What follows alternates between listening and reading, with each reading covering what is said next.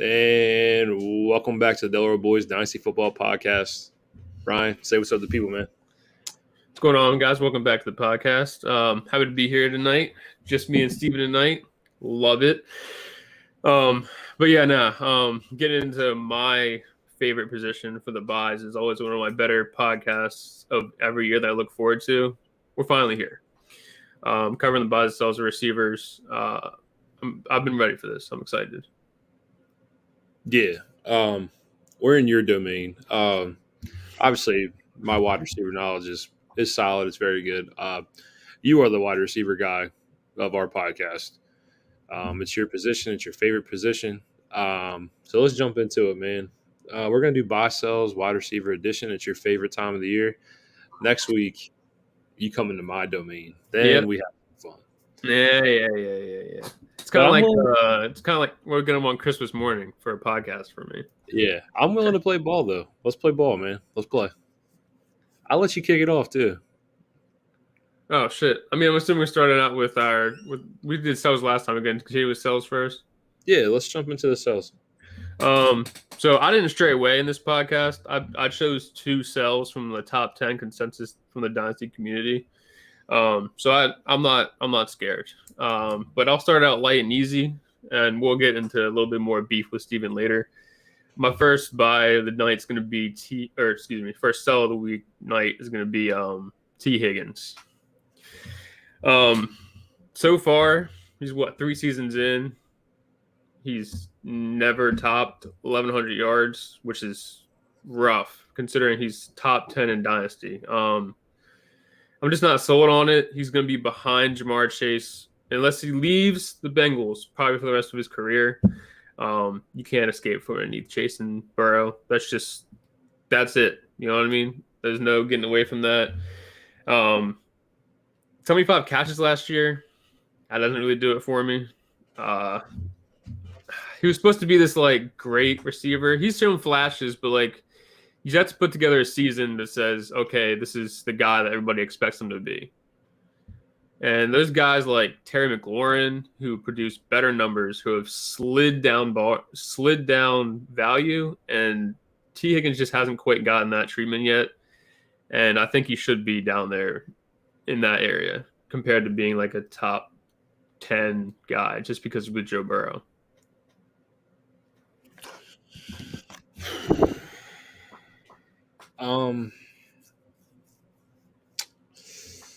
It's tough. It's tough because when you talk about T. Higgins, you talk about, an explosive, big alpha type receiver. You talk about a guy who's got elite body control, can play the ball very well. I don't think we've seen his best season yet in the league. But you're right, there are some red flags as well. But this all comes down to the fact that we're going into a contract year with Higgins, and we don't know where he'll play long term. If it's the Bengals, I think you have to expect wide receiver 2 production. Yeah. Unless we're looking at Burrow slinging it 670 times. Yeah. I mean, it's possible. We've seen Herbert do it. We've seen Pat Mahomes push it 650 plus. It's possible. I hate this because I like T. Higgins. I really do. I really do. I don't know. It's just not a guy that especially at price that I'm ever gonna buy at. I mean, like you said, he's maybe even for me a middle of the pack wide receiver 2. It's not like he's a high end wide receiver 2 for me. I don't know. I mean, Devontae Smith, kind of the same situation. I'd rather have Devontae Smith. You're taking Devontae over Higgins? Yes. Yeah, definitely. Definitely? This is a definite thing? I like Devontae more, man. That's just what it is. I mean, say what you want. Yeah, Jalen Hurts and A.J. Brown, but you still had plenty of games last year where Devontae was the number one every once in a while. I mean, not very many games in the year you're going to get T. Higgins. I'll say this. He's been consistent. He's around that, he'll get you 10 points every week. I'll say that. But, I mean, if you think about it, though, let's be honest.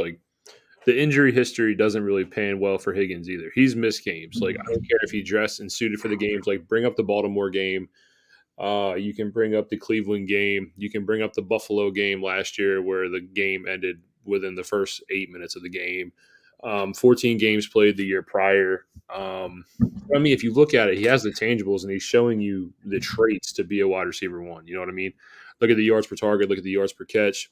I don't think you've seen his best touchdown numbers going into it, um, as well as, like I said, I don't think you've seen the best season of his in the league yet. Sorry.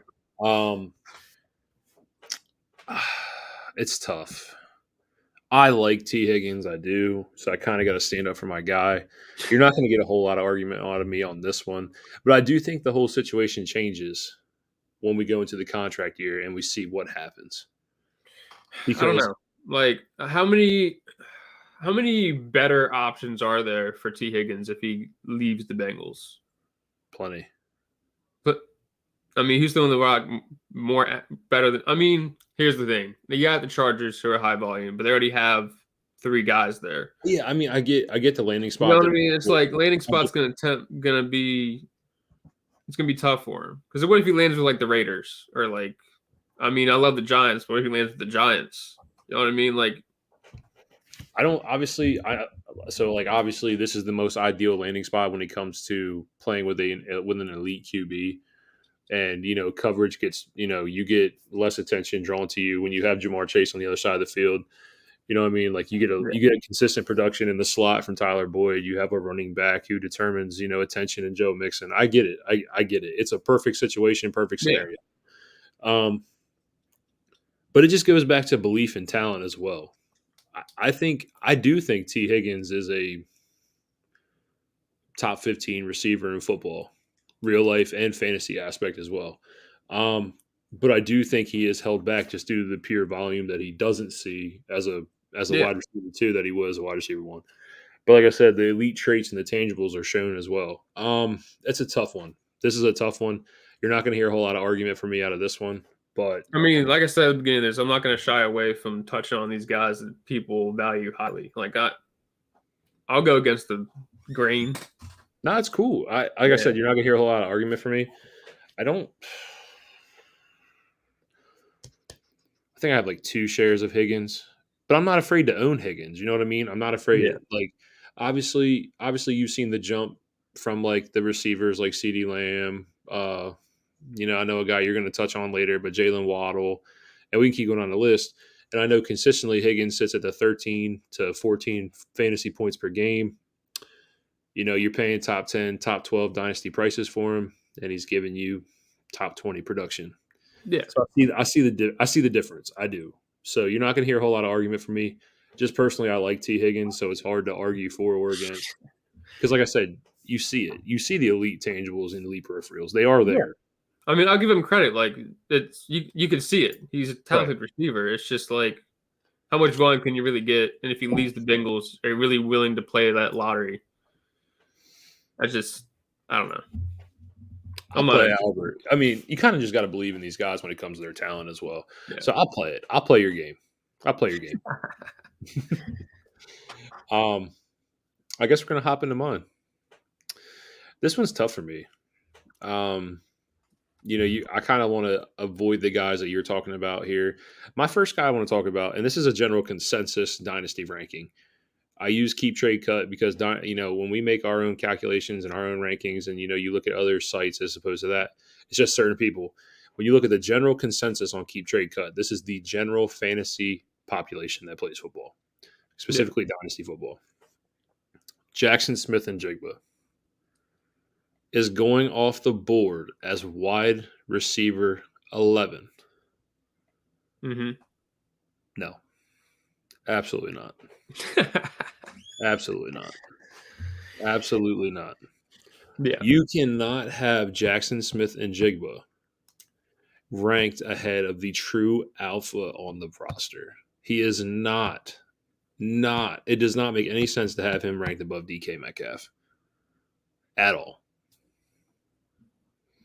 He's ahead of Tyreek Hill. Yeah. He's ahead of Drake London.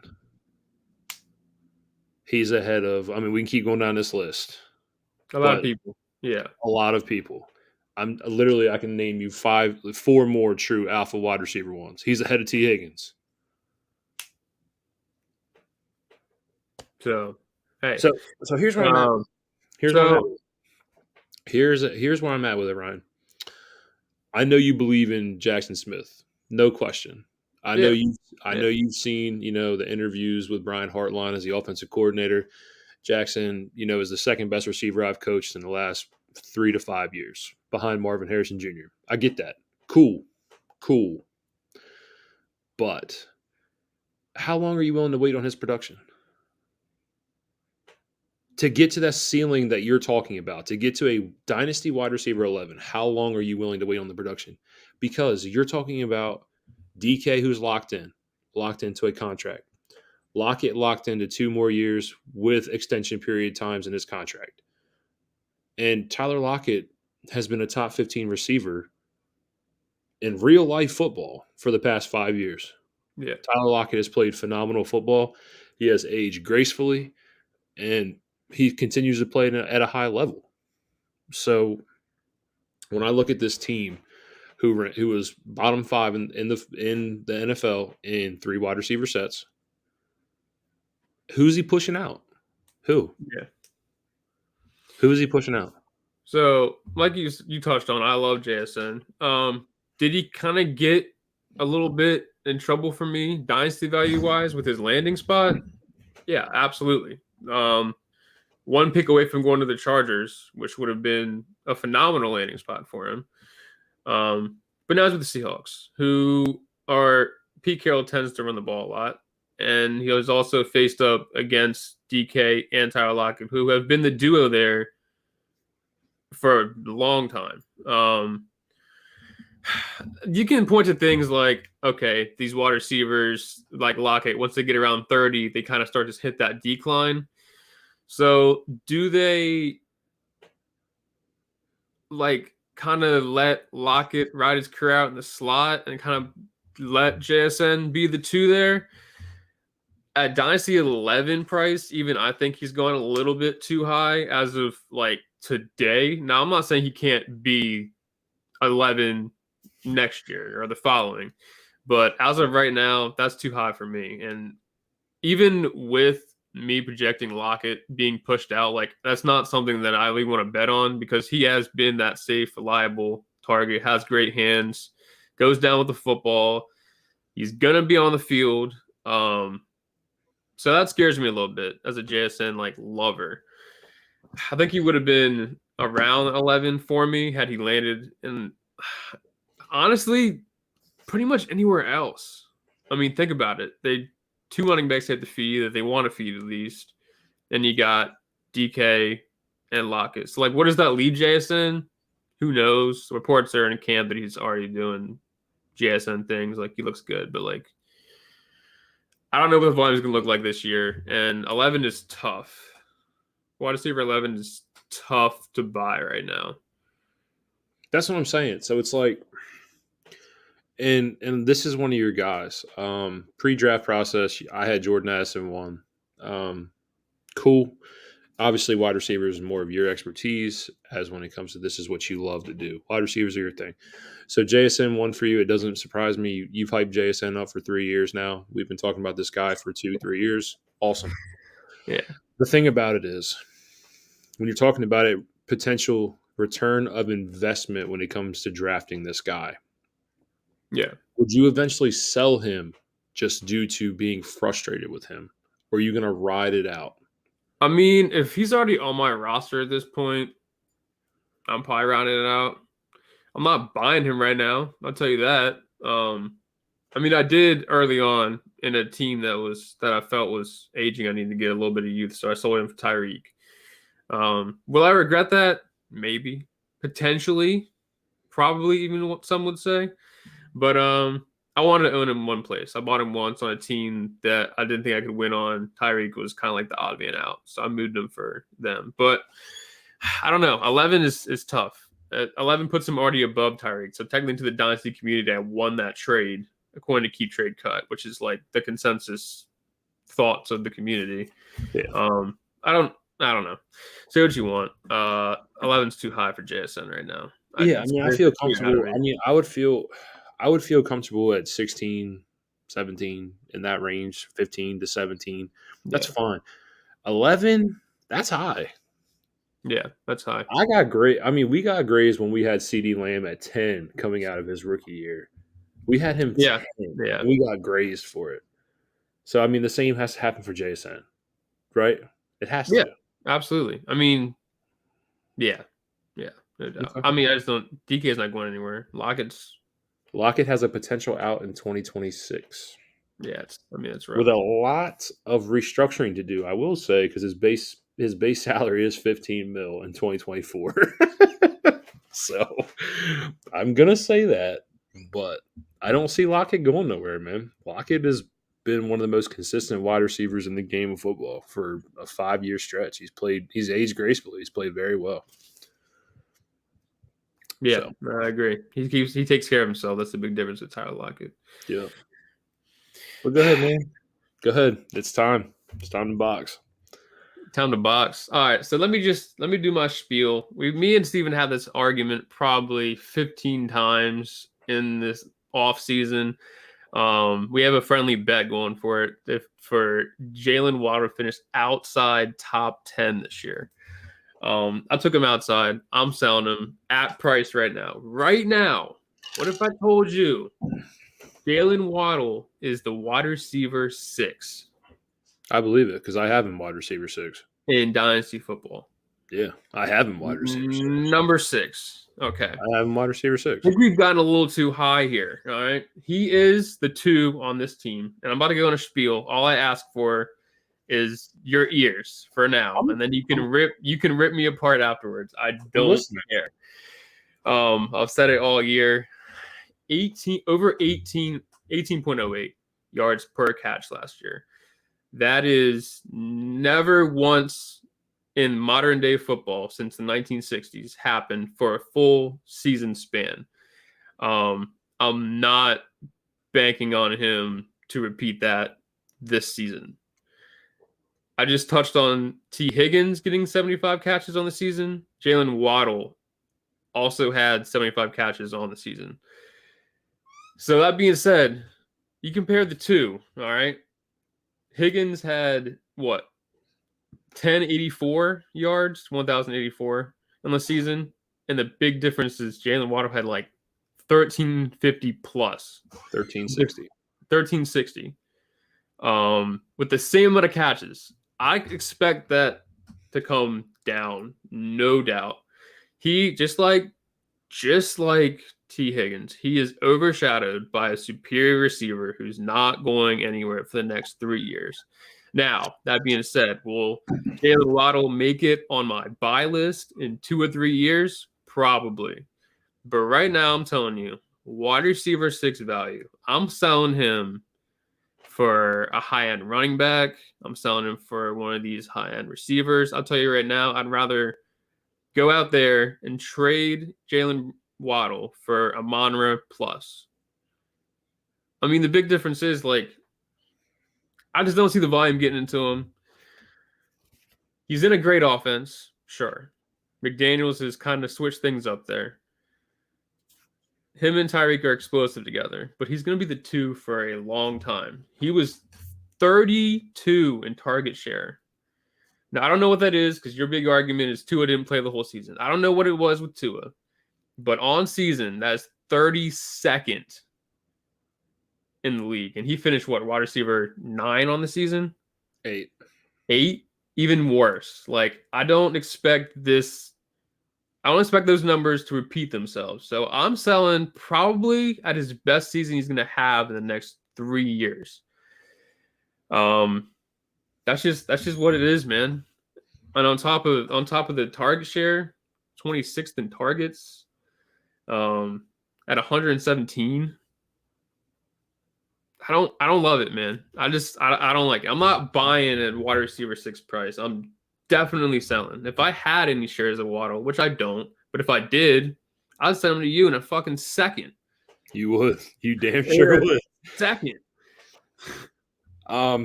All right, so this is a conversation we have very often.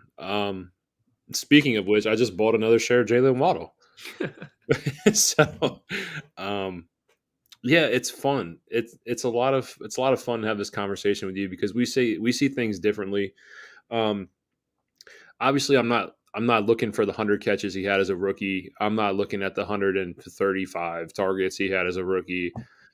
But I'm looking at the fact that Mike McDaniel and the way they understand this offense and understand how to get the ball into their playmakers' hands in situations that make them succeed. Tyreek Hill and Jalen Waddle being, if not one and two, but in that range of the most explosive receivers in the game of football. Um, on top of that, Jalen Waddle's route running ability doesn't get talked about a whole lot. Um, my biggest thing here is you're talking about um, the 30-second target share, and then it was like what 26 in the league with 117 targets. Yeah. Um, Yeah. that number with Tua in the 13 games played, 32 jumps to 16. You just cut it in half. The 26 in targets, if you project it over a full year, Tua averaged 137, or excuse me, Jalen Waddle averaged 142 targets if Tua plays at a 17 game pace. So the thing is obviously my biggest argument comes down to the fact of Tua playing 17 games. And that can be a wishy washy argument. It really can. And it can also be a dangerous one to get into because we've never seen Tua play a full season in the NFL. Yeah. So I will say this, and I'm going to leave it at this because, this conversation cuts deep. Buy in the talent you believe in. I understand. I understand the argument for having Waddle as a sell, but in the top 10, we have three wide receiver twos, technically wide receiver twos, in our top 10 dynasty consensus. Why are we not selling Devontae Smith? Why are we not talking about Devontae? Jalen Waddle is the best out of the three receivers we've talked about. I'll say this, and I don't mean to be, Yeah, you're I don't want to push it. you're definitely I don't want to push it much further than it already has. But me and my brother have been joking around, and the more I say it, the more I believe it. I think he might be one of the greatest boomer bust receivers the NFL and fantasy world has ever seen. He almost had the same amount of games over 10 points than he had under 10 points. Say what you I'm want. assuming, Tua didn't play games. and I'm gonna Blah blah assume. blah blah blah. Listen, I'm gonna assume the 4 games missed factor into the 10 under 10. I'm gonna assume that. Yeah, I mean, I'm looking at it right now.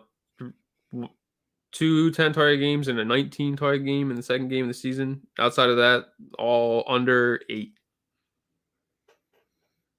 It's about what he does with the ball in his hands when he gets the ball in his hands. I He's mean, I'm that. not like I think he's a good talent. I do. I like Waddle. I don't. I just think that his value for what you can sell him for is way too high to not bank on it. I Way just too bought him high. again. I just bought him again, so I can't. Oh, I know. Yeah, I know. You're buying them everywhere. And we're on opposite ends of this. I will say that, but it's hard to repeat history, man. It is. It's I difficult. get it. I get it. Do I think 18.08 yards, per catch is extremely high? Absolutely. But do I expect him to work in the let's go 15 to 17 range just with how explosive he is? Yeah, of course.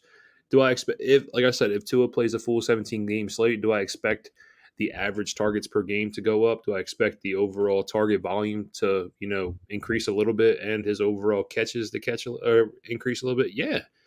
We're also not talking about the fact that he scored more touchdowns in the 2022 season than Tyreek Hill. I mean, do you think that repeats again? It, I don't know. I don't know. I just, you I'm know what I just mean? saying. I don't know. It's just, I mean, listen, man. The Dolphins took him at wide receiver 6, or as the 6th overall pick in the draft.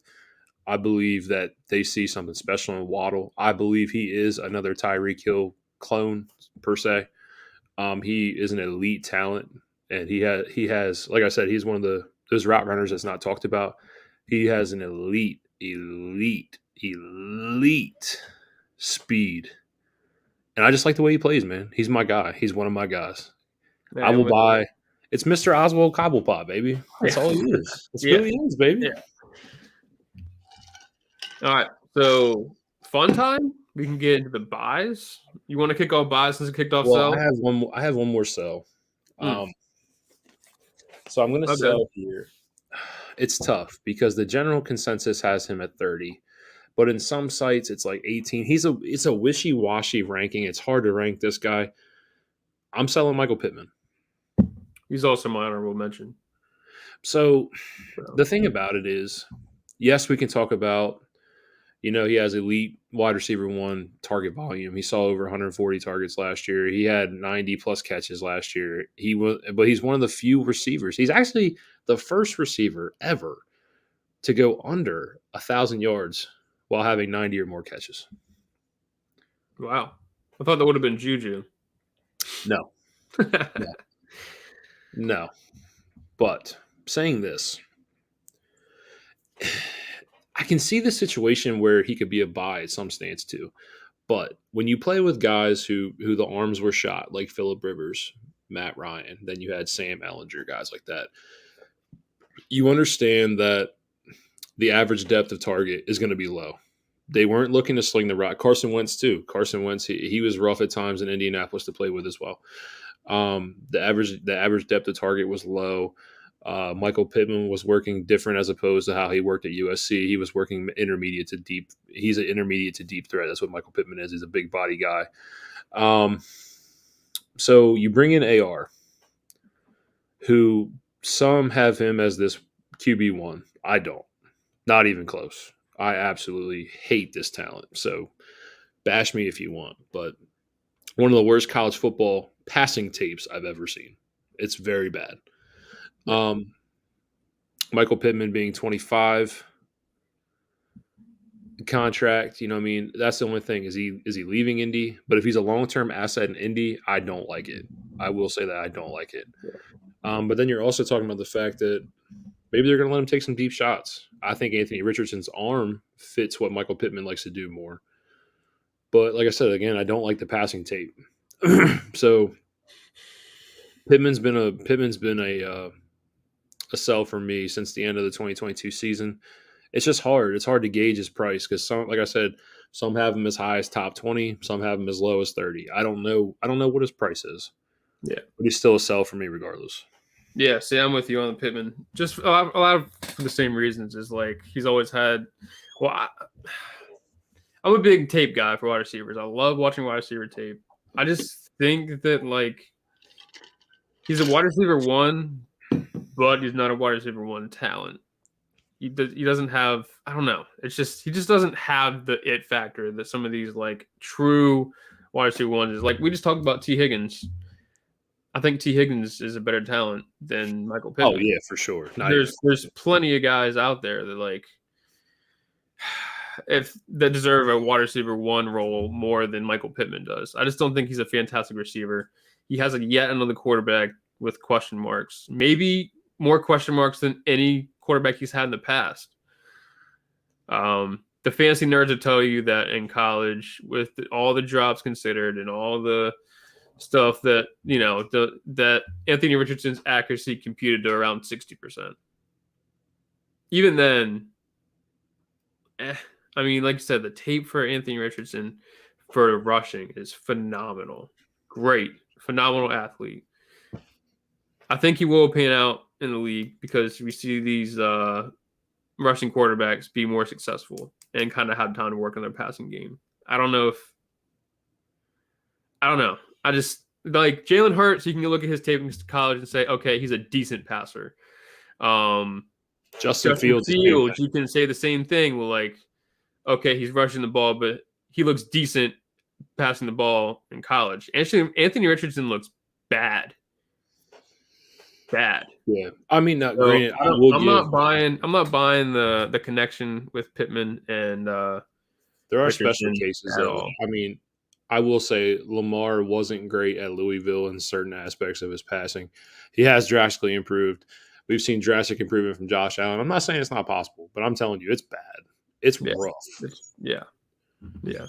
So So out of all the rushing quarterbacks that have came out rushing with the upside, it's tough, but I think he might have been the worst pass because even Lamar Jackson, like, if he had to pass the ball in college, he was making it happen somehow, some way.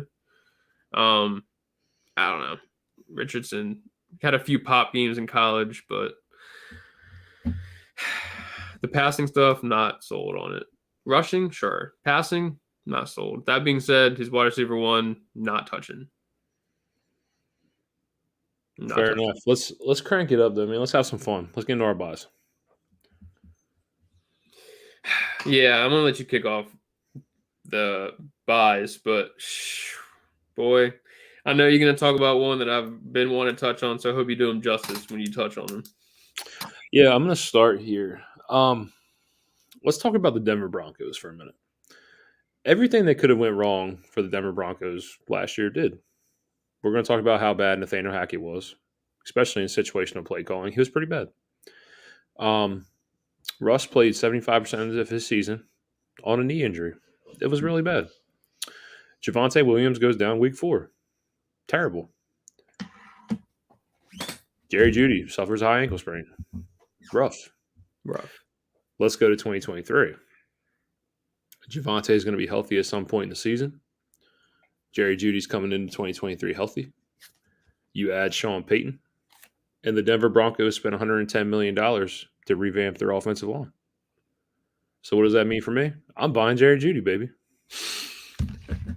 Even though, like, if you go back and look at 2022, even though how bad the Denver Broncos were, Jerry Jeudy was a shining like a bright spot. He was an absolute bright spot.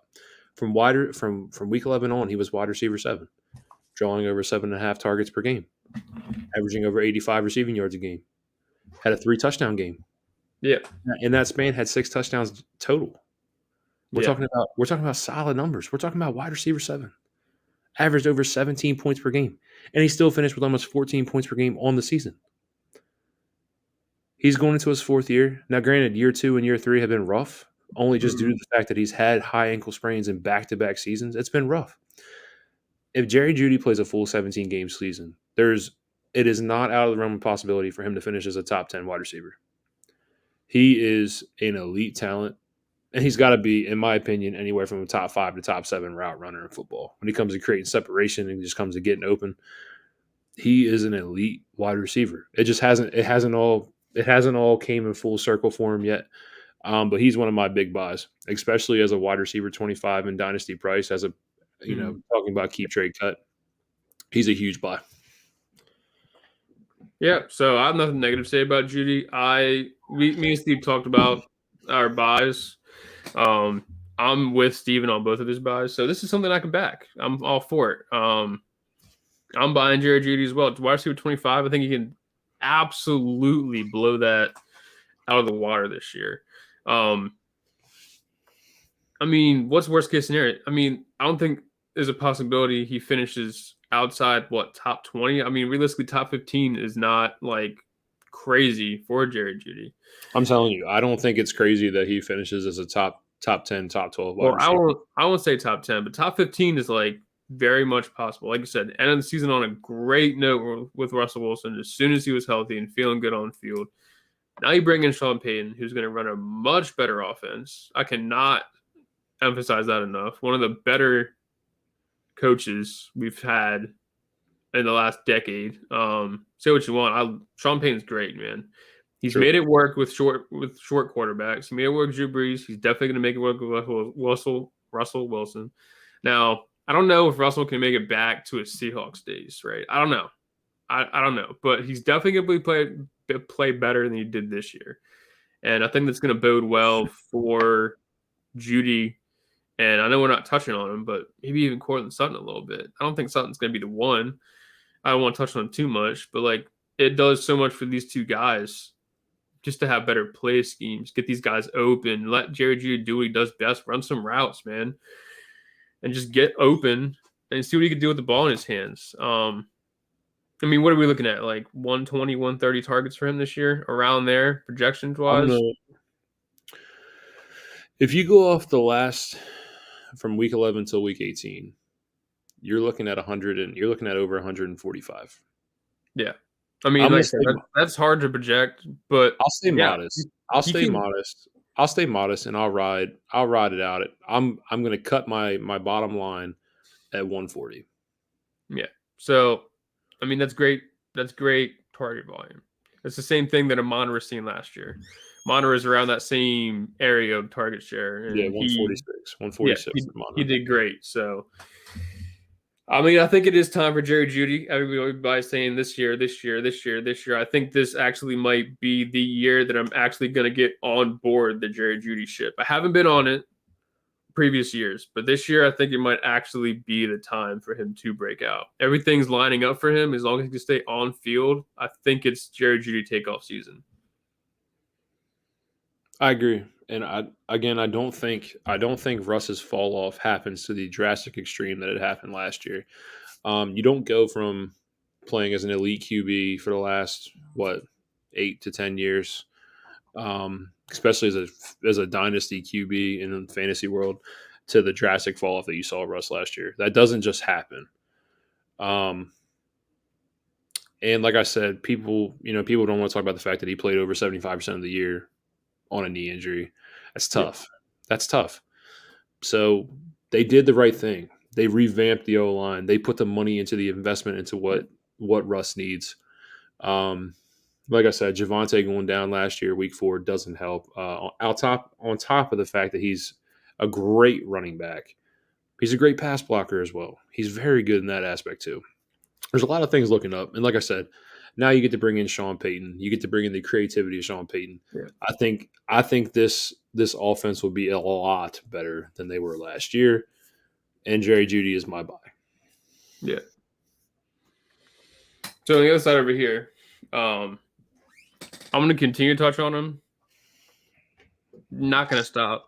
It seems like the dynasty community either loves him or hates him, so it's hard to buy from some, easy to buy from others. I love Calvin Ridley this year.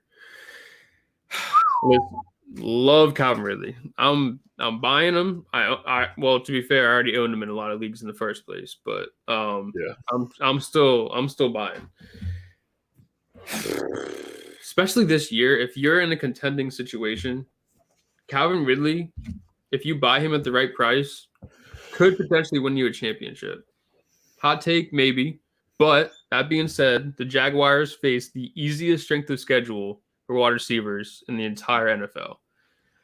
He is an elite route runner. Yes, he's been out of football for 2 years. Yes, he's missed time. He's mental health, whatever. Throw it at me. I don't care. He's been working behind the scenes this whole time. He has not fallen off. If you look at the videos that the Jaguars released, he's still got it. His feet are still quick. To me, he's a top 5 route runner in the league. And I don't know if that goes away. Like, route running is kind of just a gift. Like, you either have it or you don't. I don't think it's something that you lose. You back to his last full season, he had 143 targets with over 3,500, or excuse me, 1,350 yards. That's nuts. Top 5 wide receiver. Now, I'm not saying he's going to do that with the Jacksonville Jaguars, but I mean, he could. He could be top 10 at like a top 20 price. Yeah, he's got the whole Trevor Lawrence has his connection with Christian Kirk. That's fine. That's fine. There's gonna be plenty of room for Calvin Ridley. I don't think that the Jags go out and get Calvin Ridley just to use him as a wide receiver too. I think he's there to be the guy. And I think it might be what sets T-Law over the edge, to have that guy that he can throw to and say, okay, I have faith in this guy. I'm excited to see him work, and I think Calvin Ridley's going to go right back to form. I am excited to see Calvin Ridley play again. I am. My only question to you is this. When we talk about boom or bust, and obviously I get that these guys are going to be phased out in certain aspects, and that what I'm talking about, like Evan Ingram or Zay Jones, guys like that. Yeah. But there's so many mouths to feed in this offense. You have Ridley.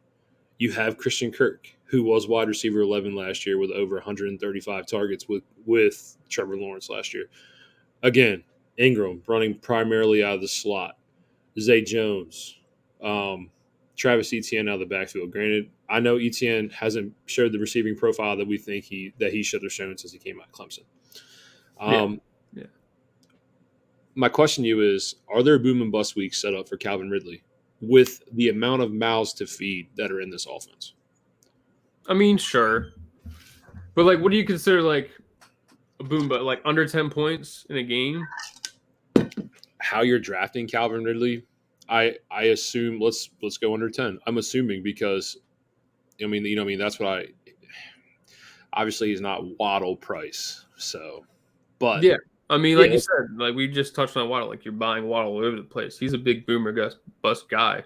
I get that like his ceiling might be a little bit higher than Ridley's, but I think Ridley's floor is higher than Waddle's because Waddle's some games he just disappears. Even with two on the field, he had 2 games under 7 points. Like I don't think he's like that level boomer bust. I mean, yeah, sure you'll see some games where like he'll get like 9 points. I don't think in this offense that he can get under 10 consistently. I don't exactly. I expect the passing volume for T Law to go up. Zay Jones is going to get phased out. I think Ingram will get phased out a little bit. Given they just paid Ingram, so they believe in him. They're going to give him targets, but he'll probably get less than he did last year. Zay Jones will get less. ETN's, like you said, not catching balls out of the backfield. I don't really expect Tank Bigsby to be catching the ball out of the backfield. I think you can see 130 targets right along the side. Like I can see them doing like a 1A 1B with Ridley and Kirk, and they can kind of just coexist together. fair enough. Um, in the same range as aspect, that we say. So like my buy is in the same range as your buy. Judy Ridley values pretty similar. Yeah. So I mean I get it. He's always been your guy. Um, I just the 2 years off scares me. It really does. It scares me. And we're going into it. We're at the wide receiver where he's at 28 now, going to be playing at 29 in this season. It scares me a little bit. But you can reap benefits as well. But it seems like the whole dynasty community is on the same page you are. They are buying Ridley. Now, my one thing I want to say about Ridley, when you're looking in dynasty startups, as opposed to where Ridley goes and Christian Kirk goes, I do not think the difference or the value and difference should be that high. I don't think it should be. Christian Kirk proved to be a solid wide receiver option for the Yeah. Jags last year. I do not think the difference between Ridley and Kirk should be where it's at. Yeah. That's I the only mean, problem I have with it. that's fine. And I just think like you can make the same argument for like I mean it's a little bit more of an extreme option because of the whole age situation. But look at like DK and Lockett, how they coexist and complement each other and they can just ride out the same way. Like DK's value and Lockett's value on like 3, 4, maybe 5 rounds different depending on where you're looking at. I think it's like the same situation. Now, what are they like 2 rounds apart ADP wise? Sometimes it's 5 in the 5th round for Calvin Ridley, 6th round as opposed to Kirk like 8, mid 8. Yeah. So I mean, it exists in the fantasy world. It is what it is. Now, I mean, I wouldn't be lying if I'm still buying Christian Kirk in the same situation that I'm buying Calvin Ridley. Like I don't know. I think that I think this is it for T Law. I think Yeah, this is I'm this buying is Kirk as I well. think this is the big boom for T Law, and I kind of want to own most of this offense that I can. But I had to pick the two. Give me Ridley. I think he has a higher upside than Christian Kirk. He's a better wide receiver than Christian Kirk. Now, will it take a little bit for Ridley to get his feet set in the league? Like, is he going to come out getting you 25 points a game or 25 points out the gate? Games like that? Probably not. It might take him like 3, 4 weeks to get his feet wet in the league before he takes off.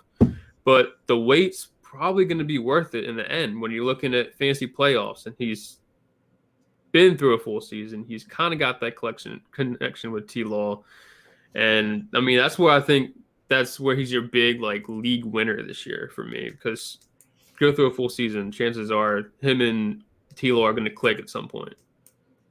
I was told that I was crazy that Trevor Lawrence could take the leap into the elite of the elite this year, the Joe Burrow range, the Herbert range. Hey, hey, it is what it is.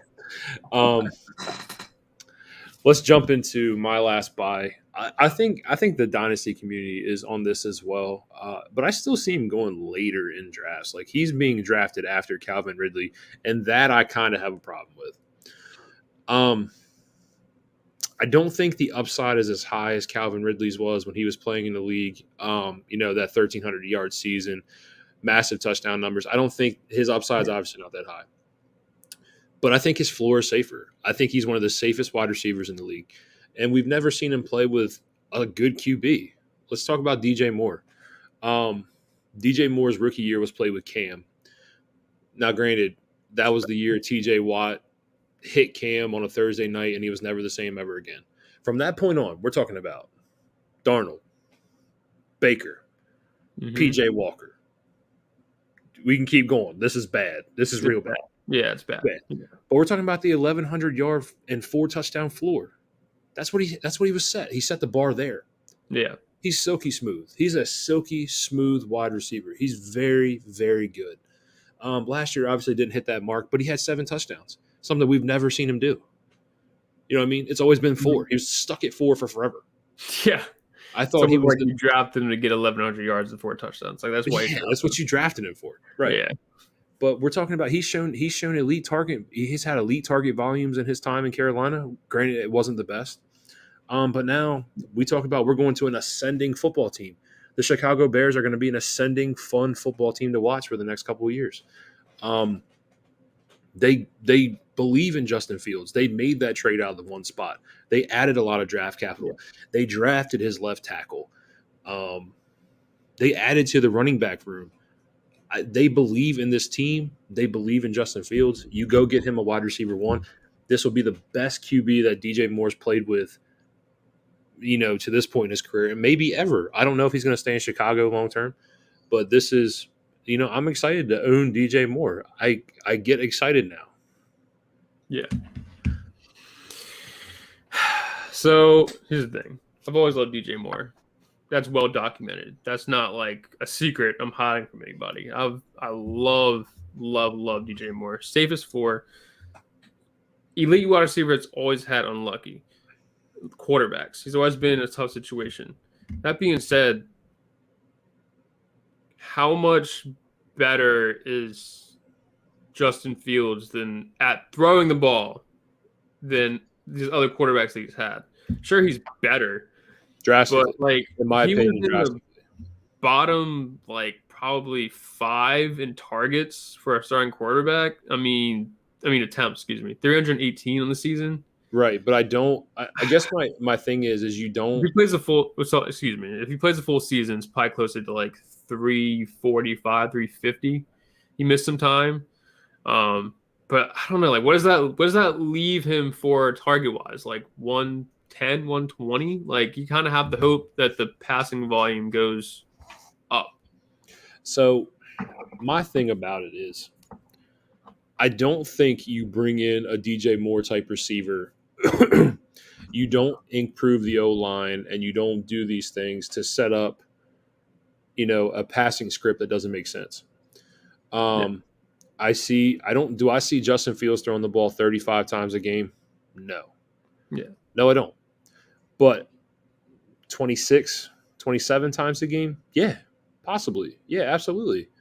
I don't think they want him to run the ball the way he did last year. He got killed.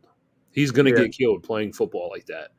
Now, granted, are they going to tell him to change his game? No. They're going to let him run the ball. They're going to let him do what he does. But in college, he had an elite passing profile. We can literally pull up his college tape. He has an elite passing profile. He was a better passer than Lamar Jackson was coming out of Louisville and Ohio State. He was a clearly better passer. He was one of the best passers in college football at that point. It was him and T-Law. That's who it was. So I expect this to be a drastic improvement when it comes to QB play for DJ Moore. And I expect the same type of similar growth for Justin Fields as Jalen Hurts. Maybe not to that extreme, but it's not a realm of possibility to say that Justin Fields couldn't finish in the top 5 fantasy QBs this year. He has that upside. Yeah, but he has that upside through his legs more so than with his arm. Like, what did he rush for last year? Over 1,000. Yeah, over 1,000. Yeah. So I mean, I expect it to be about that same thing. He'll probably get 1,000 again this year. That's a big part of his game. That just is what it is. Like you said, coaches aren't going to tell him how to play the game. Like, he is who he is. You can't really force him to be a passer. But that being said, DJ Moore as a receiver, yeah, I'm buying him. I mean, I do think that Justin Fields is the best passer he's had in his career. And I am buying him if I wasn't already before. But I don't know. Justin Fields scares me just a tiny bit. I just hope that the passing volume goes up so we can see DJ Moore to what he's supposed to be and can be. Like, I've just been waiting for that for so long. I mean, I understand the concerns when it comes to the projected passing volume and target volume for Fields and Moore. I get it. But I don't know, man. I really like what I've been hearing out of camp. I really like the reports. I really do, man. So I'm excited. But let's touch on your last buy. This is where I'm going to take more shots at Jalen Waddle here. So my last buy might be an easy out. I took 2 hard sells. Okay, so I'm going to take an easy buy. I'm buying Chris Olave. I sold him early this year, like a fucking bozo, before Derek Carr got there. It is what it is. I would love to get him back. You got to talk to me to get him back. Yeah. I mean, in that league, I'm not going to get him back in my home league. That's not going to happen. But there's other leagues I'll buy him in. Look, end of the day, he got Derek Carr. Derek Carr locks on to one guy and pretty much one guy only. It's like the last 5 years he's produced a tight end 1 or a wide receiver 1, whether it be Amari Cooper, Darren Waller, Devontae Adams, whatever it may be. They get peppered with targets. Chris Olave, now in that situation. The only thing that worries me the tiniest a bit is if Michael Thomas is on the field. That's it. That's all I worry about. But at this point, Michael Thomas hasn't played meaningful football in how long? It's been like 4 years now. So that scares me. But he's got 4.39 speed. Great route running. He was one of my favorite guys coming out last year. I had him 2 behind Burks. And then, like, I know this is getting into like nerd shit as far as it goes, but like looking deep into the numbers, he was number 100 in target premium last year. He had Andy Dalton throwing the ball, didn't get any good balls. That is awful. Negative 31.1, meaning that like the biggest thing to look at here is like going from Andy Dalton, Derek Carr is going to get those targets of higher quality and even more volume. Number 2 against the man, that's the biggest stat that I saw that really had my eyes popping. Like that's wild. Number 2 in the whole league against the man when you have these elite wide receivers like Justin Jefferson, Jamar Chase, Stephon Diggs, Tyreek Hill, Devontae Adams. He was number 2. He was better than most of those guys I just listed. That's crazy. He's got the talent. I think it's explosion season, and the 2 buys, T. Higgins and Jalen Waddle, I think if they both have off seasons this year, I think next year Chris Olave could be above them in Dynasty. It's not out of the realm of possibilities. It's not. No. I mean, they're all like in a bunch tier for me. Like after the top 7, you have Olave, Devontae, Higgins, DK in a 4-man range in that. And I'll be honest with you, when you made that trade in your league, it was DK. It was like Olave. It was Olave and DK swap, and then I traded down, I think, 5 spots. Right. So not great, but right. The thing is like I like those bigger wide receivers, the alpha type wide receiver prototypes with the elite red zone production and elite red zone peripherals. I didn't mind the trade. So you think you're crazy for making the trade? I think DK is closer to Olave than you think. But to say this, Olave does have elite peripherals in his own. We talked about it many times. Led all rookies in air yards last year, like you said, number 2 against the man. Um, bring in Derek Carr, who has produced 5 wide receiver 1 or tight end 1s in his career, 3 straight seasons of doing so. I'm not worried about Michael Thomas, man, at all. Yeah, that's what I'm saying. I mean, That's the only small that's the concern I only have. blimp on the radar for you. Yeah, Long term, I'm good. I'll take Olave 100 out of 100. I think he's a great buy. I think he's a fantastic buy. The thing is the price. The price is it's high. It's there. yeah. You're paying the wide receiver 1 price for Olave, so just be prepared to do so. That's the only thing I'll say. I just think you could do so confidently. Like 130 plus targets for him is realistically probably going to happen this year. I mean, if Yeah, you're going to buy him, this is definitely the year to do it. I think if it pans out the way it does, he'll be priced even higher next year than right now. I don't think it's. I've heard people talk about this and say that it's not out of the realm of possibility that he out targets Garrett Wilson this year. That's tough. I have Garrett Wilson ahead of Olave when it comes to having the better year, but I don't think anything's out of the realm of possibility. I am excited to see him play with Derek Carr. I am very excited to see him play with a QB, who's top 5 over the last 5 years in deep attempts, who wants to push the ball down the field, who will play to Chris Olave's skill set and his speed. I can't wait to see it. One honorable mention, I just want to throw somebody out there before we get out of here. Treylon Burks. Can we throw him out there? That's fine. I love Treylon. We love Treylon. Yeah, I want to throw him as a buy. Obviously, the news comes out that Hopkins signs with the Titans, and everybody thinks Treylon Burks' value is shot. He went from, as opposed to, like I said, we're talking about keep trade cut here. He was, before the signing, wide receiver 20. Now he's wide receiver 31. What? What? Right for the picking, baby. And hey, as of today, this might be the lowest price you'll ever get for Treylon. Yeah.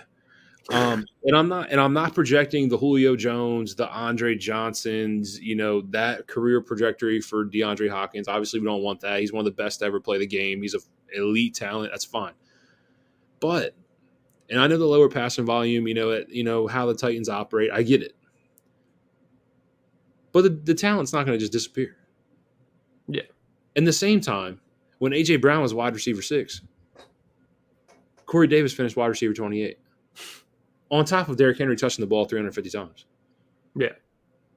He's wide receiver 31. He's being bought as Dynasty wide receiver 31. Hopkins only signed a 2-year deal. Yeah. Treylon Burks is 22 years old. Mm-hmm. There is glaring success in his future. It is. I don't want to drag it on too long for Treylon because we got to start kind of wrapping it up. But I think that everybody's assuming that yes, D Hop will probably get wide receiver 1 targets, but this opens up things for Treylon Burks in that 2 spot, and he can do what Treylon Burks does. Like he can go out there, get open, be a gadget guy, whatever they need him to do. D Hop opens so much up more than it was before because as the 1, you have that pressure. You get the number 1 cornerback, and it's tough for these young guys. But if you can get D Hop to draw the 1, you can have Treylon on the other side just working, doing his thing. Why can't they exist together? Yeah, not great history recently for the wide receiver 2 in Tennessee, but the way they drafted, I don't think a wide receiver 2. I don't think a wide receiver 2 has been as talented in Tennessee as Treylon. Yeah, I don't think they've had that mold and skill set. yeah. But we'll leave it there because I do want to talk about Tennessee more when we get to like our tight ends and stuff like that. So, that'll wrap up our buy sell wide receiver edition. Anything you want to say to the people? Thank you for coming out here. This is a great episode for me. I'm waiting for so long for this. If I could pin one podcast and say this is probably my most accurate information, I think it might be this one. Just saying that to the people. But besides all that, blah blah blah. Glad for the support. Like I said, shout out to Yards Per. Streaming from their StreamYard. It looks fantastic on screen. Shout out to RPO Football. So grateful for you two for giving us a platform, letting us do what we do best without having to do all the work behind the scenes. I'm just glad I can get on the screen and talk, and people listen to me. So I'm just thank you for everybody out there. We love the support. We love the people. That's about it. Steven, got anything else to say? Yeah. Today I let you do what you do. Next time we're on the stream, you're stepping into my domain. I'm going to be honest with you. I'm excited to talk running backs. I am very excited to talk running backs. But other than that, I want to do the same thing. Shout out RPO Football, Yards Per as well. The platform, that you guys, give us every single day to produce content, talk on social media, and just interact with the fans that you've brought in and the fans that we've brought in. It's just a beautiful thing. We get to do this every day just because, we're just chasing a dream. And you guys are the reason for that. On that note, guys, this is going to wrap up the podcast, and we are out.